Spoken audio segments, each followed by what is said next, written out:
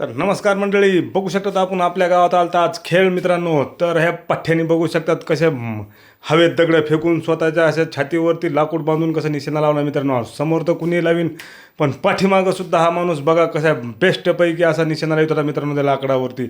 आणि लाकूड जर निशाणा हुकला तर डोक्याचा भातच होणार होता मित्रांनो. आता या म्हातारीने सुद्धा जवानीत भरपूर खेळ खेळले आहेत मित्रांनो. आपल्या गावात सुद्धा भरपूर खेळ दाखले, पण शेवटी वय झाले आणि त्यांनी थोडी कला दाखवून आता या पठ्ठ्याने बघा आपल्या ताकदीच्या जीवावर कसं दातात दगड धरला मित्रांनो.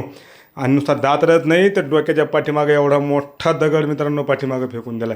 हे साधासुद्धा काम नाही मित्रांनो. अंगात ताकद असली तरच असे कामं करू शकतो मित्रांनो. पहिले जुने लोक पैलवान म्हणलं की त्याचा आदर करायचे, अंगात ताकद पाळायचे, बगर व्यसनी राहायचे मित्रांनो. आजकाल एवढले मित्रसुद्धा आपले एवढले पोरंसुद्धा दारू आणि स्टिंगच्या नादी लागलेत मित्रांनो. व्यसन सोडा आणि ह्या व्यसनांच्या नादी लागा मित्रांनो. तर बघू शकतात आपण ह्या वाघाने सुद्धा कशा डोक्याला केसाला सायकली बांधून हातावर करून मित्रांनो खेळ दाखवतोय, आपली कला आपल्यासमोर मांडतोय मित्रांनो. तर खरेच ह्या कलेचा आदर करायला पाहिजे मित्रांनो. आणि यांनी दाखवून दिलं आहे की ताकदीच्या जीवावर माणूस काहीसुद्धा करू शकतो मित्रांनो. आणि अशी ताकद पाळायला सुद्धा मित्रांनो बगर व्यसनी राहावं लागतं आणि त्याच्यासाठी खूप मेहनत घ्यावं लागते मित्रांनो.